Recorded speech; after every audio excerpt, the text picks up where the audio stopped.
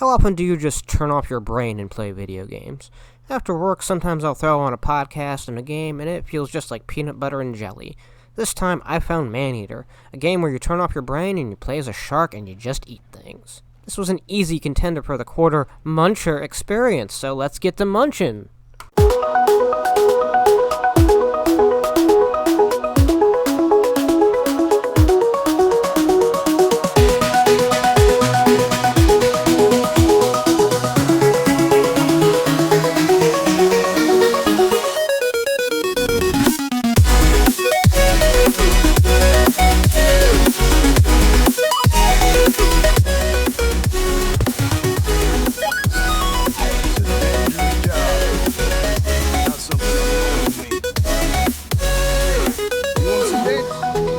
Maneater is not particularly a complicated game.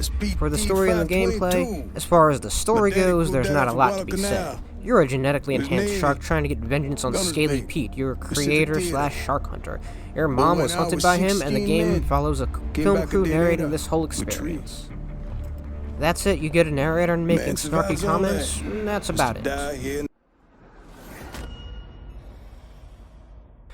The product placement implies that the world of Port Clovis takes place in Georgia, specifically off one of the coasts, where you swim both below water and can rise out of the sea to flop out onto some beaches and eat some humans, and sometimes collect some treasures. There's not much in terms of extra characters. You sometimes have specific shark hunters who will come out and be a boss battle for you, but that's about it.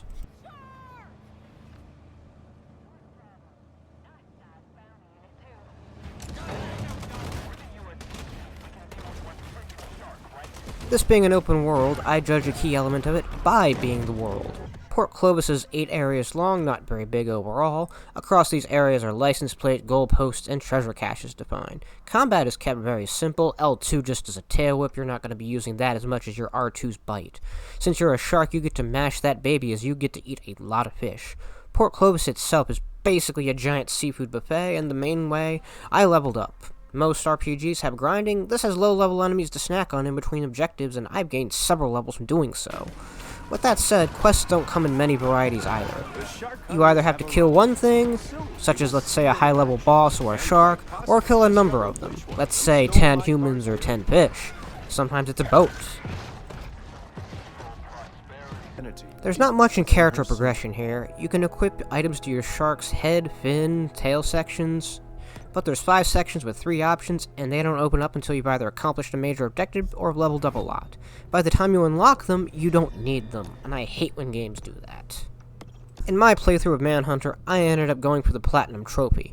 The trophy consisted of beating the game, beating all 10 shark hunters, and collecting all the license plates, goalposts, and cash. The map spells them out for you, so it's just a matter of time going out and getting them. Alright, now it's time for the best and worst. The best part of this game is its originality. The only game that's like this is a Jaws that's made years past ago, but this one has a shark in an open world, and there's nothing out there like that at the moment. It's also short, sweet, and a lot of dumb fun, and we could use a lot more games like that. The worst part of this game is the lack of build sets. There's a lot of options for builds that could have been made, but there's 3 equipment sets for 5 slots. A lot of them stay locked throughout the game, and there's not a lot to do with them come endgame. If anything, I want to see a sequel just so they can go bigger and better, because they can. By the numbers, that's 45 trophies, killing 10 shark hunters, gaining 10 levels of infamy, gaining 30 levels, also gaining the trophies for 100 nutrient caches, 80 license plates, and 52 landmarks. Thanks for munchin'. Till then, ta-ta.